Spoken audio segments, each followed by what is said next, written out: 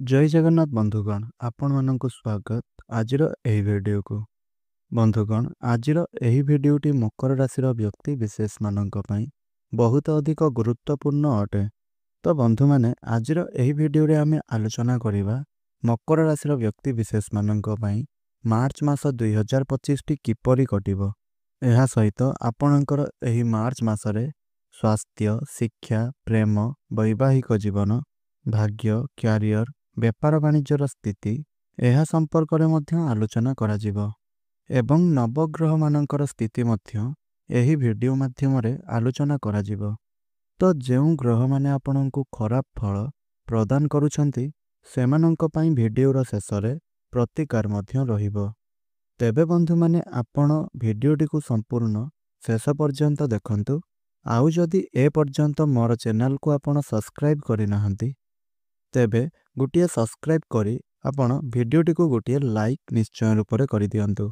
आउ भक्ति एवं श्रद्धार सहकारे आपण निजर आराध्य देवतांकर नाम अवश्य रूप से लिखंतु एवं जय माता लक्ष्मी, जय श्री जगन्नाथ निश्चय रूप से आपण कमेंट बॉक्स रे लिखि दियंतु। तेबे बंधुगण डेरी न करी चलंतु वीडियोटी को आरंभ करिनेबा। तो बंधुगण प्रथमे आसंतु जानिनेबा आपणकर स्वास्थ्य एही मासरे किपरि रहिबो। तो कुंडलीर प्रथम ग्रह को स्वास्थ्यर ग्रह बोली कहा जाए बा इम्यूनिटी सिस्टम रो बा सेल्फ रो ग्रह बोली कहा जाए। आउ आपणकर प्रथम गृहर स्वामी बा राशिर अधिपति रहिले शनि। शनि वर्तमान आपणकर कुंडली रे द्वितीय स्थान रे अवस्थान करिसंती। से आपणकर धनर स्थान रे अवस्थान करिसंती। तो एहा तो आपणको कोनोसी प्रकार रो खराब फल प्रदान करू नाही, काहींकि ना कुंडलीर द्वितीय स्थानटी हेउछि धनर स्थान। तो वर्तमान आपणकर शनि 7.5 मध्य चलीछि। सेथिपई वर्तमान से आपणकर इम्यूनिटी सिस्टम को टिके डाउन कराइकी रखिबे, थकाइकी रखिबे। आपणकर पारिवारिक कलह मध्य एही मासरे आपणकर से देई पारंती। किंतु एही मासटी पई जदि आमे विशेष भाबरे आपणकर स्वास्थ्य उपरे आलोचना करिबा, शुक्र आपणकर उच्चरे अछंती, तृतीय स्थान रे अछंती। बुध मध्य तांको साथिरे तृतीय स्थान रे अछंती। तेणु स्वास्थ्यर कौनसी बड़ समस्या गुड़िक देखा जाऊ नाही। हेले भी जेहेतु मंगल आपणकर प्रथम गृह को दृष्टि पकाउछंती षष्ठ गृह रे रहिकी, तेणु आपणकर बिना कारण रे केउंठी ना केउंठी मुंड व्यथा देखा देउछि। बुध एवं राहु जेहेतु तृतीय स्थान रे दुई जण रहिछंती, तेणु बिना कारण रे आपण किछि भाबिबा चिंता करिबा एही सबु आपणक क्षेत्र रे देखा देबो। तेणु प्रथमरु जदि आपण भाबी चिंती करी डिसिशन गुड़िक न नेउछंती ताहले ताहा आपणकर मुंड व्यथार कारण घटिबो। तो सेथिपई आपण मार्च मासर प्रथमरु जहाँ भी किछि आपण करूछंती ताहा भाबी चिंती करी करिवे, जेमिति कि आपणको आपणकर स्वास्थ्य प्रति ध्यान देबा पई पड़िबो। ता साथिरे बुध हेउछंती आपणकर चर्मर कारक। तेणु चर्म रोग, एलर्जी, इन्फेक्शन एही सबुर छोट मोट समस्या गुड़िक देखा देउछि। तेणु जेहेतु कौनसी बड़ समस्या नाही जहा द्वारा कि आपणको डरिबार कारण बनिबो। तेबे बंधुगण वर्तमान आसंतु जानिनबा जे एही मार्च मास 2025 रे आपणकर शिक्षा क्षेत्र किपरि रहिबो। तो कुंडलीर पंचम गृह को शिक्षा क्षेत्रर गृह बोली माना जाइथाय। आउ आपणको कुंडलीर पंचम घरर अधिपति रहिले शुक्र। शुक्र वर्तमान तृतीय स्थान रे उच्च स्थान रे अवस्थान करिसंती, किंतु पंचम स्थान रे गुरु बृहस्पति अवस्थान करिसंती। तो पाठ को आलोचना कले शुक्र बुध दुई जण एका साथी रे अछंती, आउ तांको साथी रे राहु मध्य अछंती। तो आपणकर पाठ रे हुए तो राहु आपणकर मन को अधिक लगाइबे नाही। राहु आपणकर अधिक ट्रावेल कराइबे, बंधुंक सहित सांगमानंक सहित आपण इयाडे सियाडे केउंठारे बुलाबुली करि पारंती। आपणकर सेतेटा अधिक पाठरे मन लागिबो नाही। जहाँ भी किछि आपणकर देखा देउछि शिक्षा क्षेत्र आपणक पई मध्यम धरणर रहुछि। राहु बुध शुक्र रहिछंती माने एका सांगरे से निश्चिंत रूप रे आपणको अधिक मात्रा रे बुलाबुली कराइबे। शौकीनी जिनिस गुड़िक आपणको किणाइबे। मजा मस्ती रे आपणकर टाइम आपणकर समय को अतिबाहित कराइबे। एहा सहित ऑनलाइन जिनिस डिजिटल जिनिस गुड़िकरे से आपणकर मन को लगाइबे। अधिक पाठरे मन आपणकर न लगाई करी ବୁଲାବୁଲିରେ ଏବଂ ଏହିସବୁ ଜିନିଷ ଗୁଡ଼ିକରେ ସେ ଆପଣଙ୍କର ମନକୁ ଲଗାଇବେ। ପାଠରେ ଆପଣଙ୍କର ମନ କମ୍ ଲାଗିବ। ତେଣୁ ଯଦିଓ ବି ଆପଣଙ୍କର ଏକ୍ଜାମ ରହିଛି ତେବେ ସେତେ ବି ଆପଣଙ୍କୁ ଭଲ ଫଳ ପ୍ରଦାନ ହେଉନାହିଁ। କିନ୍ତୁ ଆପଣ ଆପଣଙ୍କର ମନକୁ ଇଆଡ଼େ ସିଆଡ଼େ ଲଗାନ୍ତୁ ନାହିଁ। ଆପଣ ଆପଣଙ୍କର ମନକୁ ପାଠରେ ଲଗାନ୍ତୁ।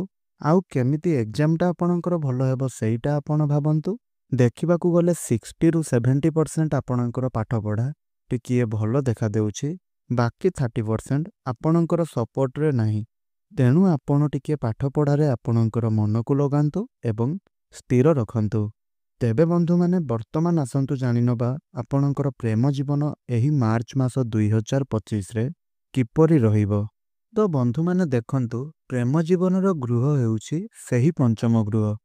ଆଉ ଆପଣମାନେ ତ ଜାଣିଲେ ଯେ ପଞ୍ଚମ ଗୃହର ଅଧିପତି ହେଉଛନ୍ତି ଶୁକ୍ର। ଆଉ ଶୁକ୍ର ତୃତୀୟ ସ୍ଥାନରେ ଅବସ୍ଥାନ କରିଛନ୍ତି ଏବଂ ପଞ୍ଚମ ଘରେ ଗୁରୁ ବୃହସ୍ପତି ଅବସ୍ଥାନ କରିଛନ୍ତି। ତେଣୁ ଆପଣଙ୍କର ପ୍ରେମ ଜୀବନ ବହୁତ ଭଲ ଦେଖାଦେଉଛି, କାହିଁକିନା ଶୁକ୍ର ଏବଂ ବୁଧ ଏକା ସାଥିରେ ଅବସ୍ଥାନ କରିଛନ୍ତି। କିନ୍ତୁ ଶୁକ୍ର ଏବଂ ଶନି ଏହି ଦୁଇ ଜଣଙ୍କର 1-12ର କନେକ୍ସନ୍ ବନୁଛି। ତେଣୁ ମନରେ ଟିକିଏ ମିସ୍ଅଣ୍ଡରଷ୍ଟାଣ୍ଡିଂ ରହିବ ଦୁଇ ଜଣଙ୍କ ମଧ୍ୟରେ। ଏଇଟା ଦେଖାଦେଇପାରେ, କିନ୍ତୁ ଆପଣଙ୍କର ପ୍ରେମ ଜୀବନ ଉପରେ ବଡ଼ ପ୍ରଭାବ ଦୁଇ ଜଣ କେବେ ବି ପକାଇବେ ନାହିଁ। କାହିଁକିନା ପ୍ରେମର କାରକ ଦେଖିବା ପାଇଁ ଯଦି ଆମେ ଯିବା, ଶୁକ୍ର ଆଉ ବୁଧ ଦୁଇ ଜଣ ଯାକ ଉଚ୍ଚ ସ୍ଥାନରେ ଅଛନ୍ତି। ପ୍ରେମର କାରକ ହେଉଛନ୍ତି ଶୁକ୍ର, ଆଉ ଶୁକ୍ରଙ୍କର ସ୍ଥିତି ବହୁତ ଭଲ ଅଛି। ରାହୁ ମଧ୍ୟ ତାଙ୍କ ସହିତ ଅଛନ୍ତି, କିନ୍ତୁ ଅବଶ୍ୟ କୌଣସି ବେଶୀ ବଡ଼ ସମସ୍ୟା ଆପଣଙ୍କର ଦେଖାଦେବ ନାହିଁ। କିନ୍ତୁ ରାହୁ ଥିବା କାରଣରୁ ଟିକିଏ ଆପଣଙ୍କର ଝଗଡ଼ା ଝାଣ୍ଟି ହୋଇପାରେ। ଏହି କାରଣରୁ ମଧ୍ୟ ଆପଣଙ୍କର ସନ୍ଦେହ ଟିକିଏ ବଢ଼ିପାରେ ମଧ୍ୟ। ସେଇଟା ଆପଣ ଦୁଇ ଜଣଙ୍କ ଉପରେ ଡିପେଣ୍ଡ କରେ ଯେ ଆପଣ ଦୁଇ ଜଣ ଯାକ ଦୁଇ ଜଣଙ୍କୁ ଯଦି ସନ୍ଦେହ ନ କରିବେ, ବିନା କାରଣରେ ଝଗଡ଼ା ନ କରିବେ, ସେଇଟା ଆପଣଙ୍କ ପାଇଁ ବହୁତ ଭଲ ରହିବ। କିନ୍ତୁ ବାକି ପ୍ରେମ ଜୀବନକୁ ଯଦି ଆମେ ଦେଖିବା ପାଇଁ ଯିବା ତାହେଲେ ବହୁତ ଭଲ ରହିଛି। ସମସ୍ୟା କୌଣସି ବଡ଼ ନାହିଁ। ଫିଲିଂସ୍ ମଧ୍ୟ ଦୁଇ ଜଣଙ୍କ ମଧ୍ୟରେ ବହୁତ ଭଲ ରହିବ। ଦୁଇ ଜଣଙ୍କର ଦେଖା ସାକ୍ଷାତ ହେବାର ଯୁଗ ମଧ୍ୟ ବନୁଛି।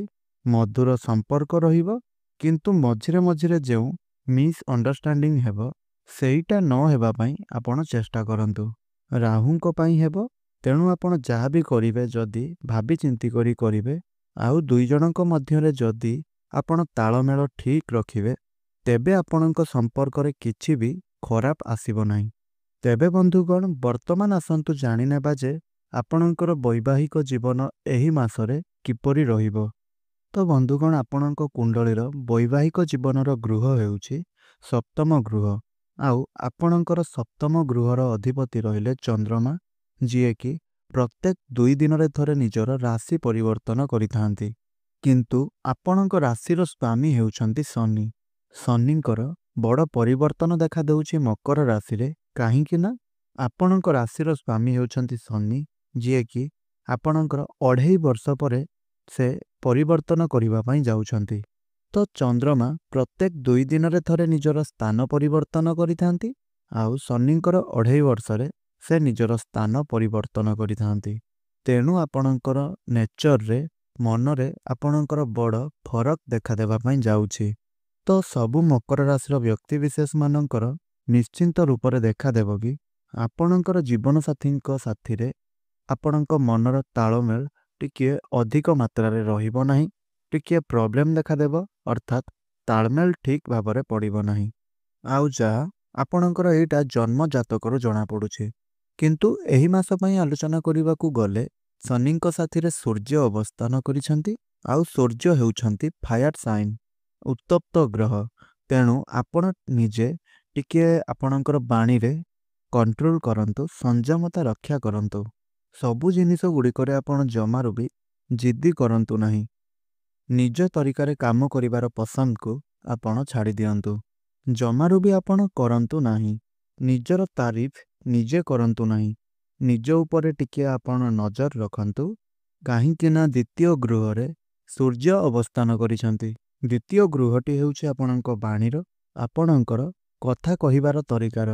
ତେଣୁ ଆପଣଙ୍କୁ ନିଜର ବାଣୀ ଉପରେ ଧ୍ୟାନ ଦେବା ପାଇଁ ପଡ଼ିବ। ଆଉ କାହା ସହିତ ଆପଣ ସିଧା ଭାବରେ କଥାବାର୍ତ୍ତା କରନ୍ତୁ ନାହିଁ। अर्थात आपणकर जी जीवनसाथी रहिले तांको सहित जदि आपण सीधा तरीकारे कथा कहिबे ताहेले तांकु टिके आपणकर कथा लागि जाइपारे आउ से मध्य आपणकर कथा को शुणी आपणक उपरे चिड़ी जाइपारंती। तो वैवाहिक जीवन तो आपणकर ठीक रहिछि किंतु जदि आपण आपणकर बाणी उपरे आपणकर कथा उपरे टिके ध्यान देवे जदि टिके डाउन होई करी रहिबे ताहेले आपणकर वैवाहिक जीवन ठीक हेबो। काहींकि ना जदि जणे रागुछि तांको उपरे जदि आपण रागुछंती ताहेले तो आपणकर वैवाहिक जीवनटी खराब होई जिवो। तो जदि आपण जणे स्त्री लोक होई थांती आ आपणकर मकर राशि होई थाए ताहाले आपण माने विशेष रूप से जानि नियंतु पुरुष लोक माने तो रागिबे किंतु जदि तांको आपण टिके कंट्रोल करि परिबे माने तांकर राग को आपण टिके कंट्रोल करि परिबे तांकर राग उपरे आपण निजर राग न देखाइबे ताहेले आपणकर वैवाहिक जीवन ठीक चलिबो। आउ पुरुष लोक माननकु मध्य ठीक एही परि भाबरे जदि आपणकर मकर राशि होई थाए आउ आपणकर जीवन साथी अर्थात आपणकर पत्नी आपणक उपरे रागुछंती ताहले आपणकु तांकर राग को कंट्रोल करिबा पई पड़िबो आउ तांको बुझाइबा पई पड़िबो। तेबे बंधुगण एहा तो थिला वैवाहिक जीवन विषय रे। वर्तमान आसंतु जानि नबा एही मासरे आपणकर भाग्य किपरि रहिबो। तो बंधु माने देखंतु कुंडलीर नवम स्थान को भाग्यर स्थान बोली कुहा जाइथाए आउ आपणक कुंडलीर नवम स्थानर अधिपति रहिले बुध। बुध आपणकर तृतीय स्थान रे अवस्थान करिसंती एहा साथिरे से आपणकर भाग्यर गृह को देखुछंती माने नवम स्थान को से देखुछंती किंतु आपणकर केतु नवम गृह रे अवस्थान करिसंती जेहेतु बुधंकर नवम स्थान उपरे दृष्टि पड़िछि तेणु भाग्य आपणकर संपूर्ण रूप से साथ देव बहुत भल मध्य आपणकर देखा देउछि भाग्य को मध्य बहुत भल बनाइबे किंतु निजे जेहेतु तृतीय गृह रे राहुंक सहित बुध रहिछंती जदि आपणकर कौनसी कार्य जरूरी रहिछि पूरा नित्यंत रूप से आवश्यक रहिछि भाग्य सहित जड़ित कार्य गुड़िक तो सेईटा आपण करंतु नचेत आपणकर सही कार्य को आपण अवॉइड करंतु सही कार्य करंतु नहीं। आपण एही मासरे एप्रिल मासरे सही कार्य गुड़िक कले ताहा आपणक पई बहुत भल रहिबो काहींकि ना शनिंकर 7.5 सेतेबेले समाप्त होई जाइथिबो। बुध मध्य आपणकर नवम गृहर स्वामी होई करी चतुर्थ गृह को आसी जाइथिबे तृतीय गृहरु चतुर्थ गृह को से आसी जाइथिबे तो सही समयटी आपणक पई बेसी भल रहिबो। जदि अति अधिक दरकारी रहुछि ताहेले आपण सही कामटी को करंतु नचेत आपण सही कामटी को जमारू भी करंतु नहीं। जदि किछि शुभ कार्य मांगलिक कार्य छोट मोट इन्वेस्ट आपण करिबा पई चाहुछंती तो जदि चाहुछंती आपण ताहले निश्चिंत रूप से आपण करि पारंती किंतु कौनसी प्रकार बड़ काम गुड़िक आपण जमारू भी करंतु नहीं काहींकि ना आपणको आपणकर भाग्यर सपोर्ट सेते मात्रा रे देहु नहीं। बंधु माने वर्तमान आसंतु जानिनो बाजे एही मासरे अर्थात मार्च मास 2025 रे आपणकर क्यारियर किपरि रहिबा पई जाउअछि। तो बंधु माने देखंतु क्यारियर रो गृह हेउछि दशम गृह आउ आपणकर दशम गृहर अधिपति रहिले शुक्र। शुक्र आपणकर तृतीय स्थान रे बहुत भल स्थिति रे अवस्थान करिसंती एवं बुधंक साथी रे अवस्थान करिसंती एहा सहित से मध्य उच्च स्थान रे अवस्थान करिसंती। तो दशम घरर स्वामींक सहित तृतीय स्थानर संयोग मध्य रहिछि तेणु आपणकर तृतीय स्थानटी हेउछि कोन पराक्रम साहस आउ स्टामिनार स्थान बोली एनर्जीर स्थान बोली माना जाइथाए। तेणु निजर एनर्जी बहुत मात्रा रे बढ़ेइबे कारण शुक्र उच्च स्थान रे अवस्थान कराइछंती। काम करिवार तरीका मध्य बहुत भल रखिबे पेशेंस लेवल आपणकर बहुत भल रहिबो स्मार्ट तरीका रे आपण काम गुड़िक करिवे काम रे तारीफ मध्य आपणकर हेबो काहींकि ना शुक्र एवं बुध दुई जण जाक एका सांगरे भाग्य को आपणकर दृष्टि पकाउछंती तेणु आपणको आपणको कामर फायदा तो धीरे धीरे आपणको मिलिबो। काम गुड़िक आपण एंजॉयर सहित करिवे जेउ काम गुड़िक आपण हाथ को नेउछंती आपणकर सही काम गुड़िक निश्चिंत रूप से होई जिवो ଆଉ ମଧ୍ୟ ଶନି 7.5 ଆପଣଙ୍କର ସମାପ୍ତ ହୋଇଯିବ। ମାର୍ଚ୍ଚ ମାସରେ ଏହା ଆପଣଙ୍କ ପାଇଁ ବହୁତ ଭଲ ରହିଛି, ବେଟର ଆପଣଙ୍କ ପାଇଁ ରହିଛି। ଆଉ ଯଦି କିଛି ପୂର୍ବ କଥା ଭାବିକି ଆପଣ ପୂର୍ବରୁ ଖରାପ ପାଉଥିଲେ, କିଛି ଭଲ ହେଉନାହିଁ ବୋଲି ଭାବିକରି ଆପଣ ବସିକି ରହିବେ, କୌଣସି କାମଗୁଡ଼ିକ ଆପଣ କରିବେ ନାହିଁ, ସେଇଟା କଦାପି ବି ଆପଣଙ୍କ ପାଇଁ ଭଲ ଆସିବ ନାହିଁ। ତେଣୁ ନିଜ ଉପରେ ଭରସା ରଖନ୍ତୁ, ନିଜ କାମ ଉପରେ ବିଶ୍ୱାସ ରଖନ୍ତୁ। ନିଶ୍ଚୟ ରୂପରେ ଆପଣଙ୍କୁ ବହୁତ ଭଲ ଫଳ ପ୍ରଦାନ କରିବେ ଶନି। ତ ଦେଖନ୍ତୁ, ଚାକିରି ମିଳିବାର ସମ୍ଭାବନା ମଧ୍ୟ ଆପଣଙ୍କର ଏହି ମାସରେ ରହିଛି।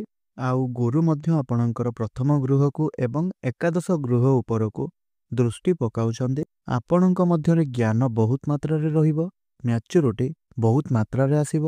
କିନ୍ତୁ ଯେହେତୁ ଆପଣଙ୍କର ଆଟିଟ୍ୟୁଡ଼ ଟିକେ ଅଧିକ ମାତ୍ରାରେ ରହିବ, ତ ସେଥିପାଇଁ ଆପଣ ଆପଣଙ୍କର ଆଟିଟ୍ୟୁଡ଼କୁ ଟିକେ କଣ୍ଟ୍ରୋଲ କରନ୍ତୁ। ନିଜର ଟାର୍ଗେଟରେ କାମଟିକୁ କରନ୍ତୁ, କାହିଁକି ନା ଶୁକ୍ର ଆପଣଙ୍କର ଉଚ୍ଚ ସ୍ଥାନରେ ରହିଛନ୍ତି। ଆଉ ସେ ଆପଣଙ୍କୁ ମଧ୍ୟ ଭାଗ ଦୌଡ଼ ଟିକେ ଅଧିକ ମାତ୍ରାରେ କରାଇବେ।